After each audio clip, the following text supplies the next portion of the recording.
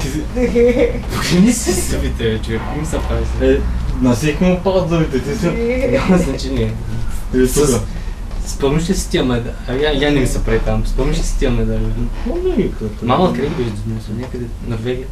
Не беше май Швеция. Не знам защо на тази снимка съм става по-зър. Просто дума ми не го подаря. Шанс нямаш. Аз поне виж нещо да направя, ти само седиш се киш като любов една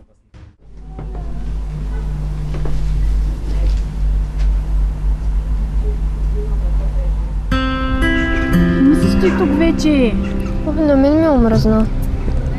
Цял ден си мълчалив. Изглеждаш разтревожен. Какво има? Не знам, просто имам някакво много лошо предчувствие. Защо? Казах ви, че не знам. Цял ден съм много нервен.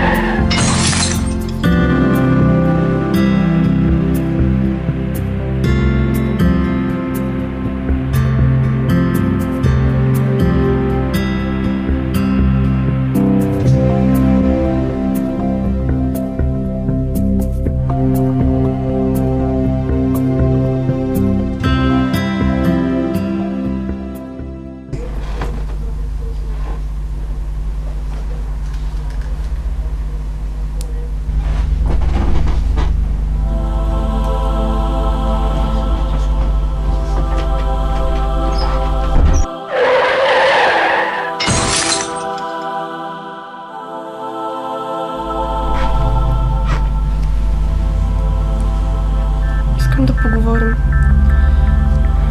Разбирам, че ти е трудно. Виж, с всички е така, но... Искам да отидеш на психолог. Защо? Да се справиш с загубата. Все тая оставим номера.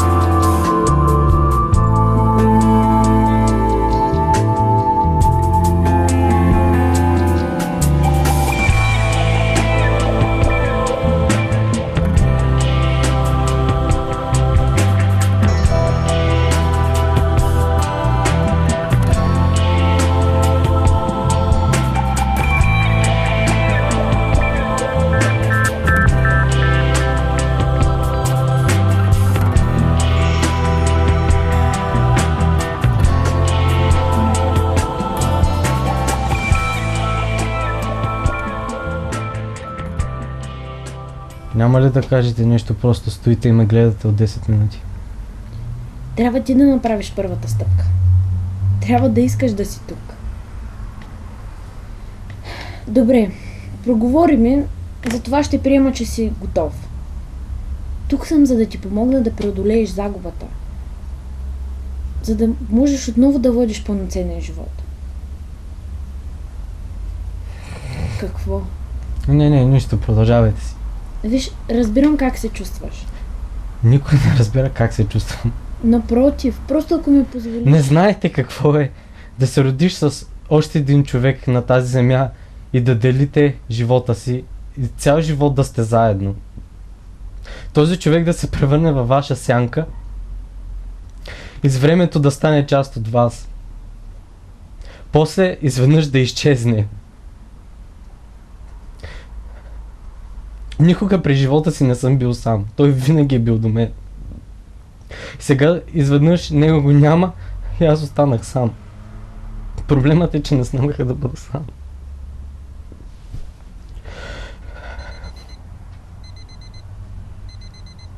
Какво е това? Часът ни приключи.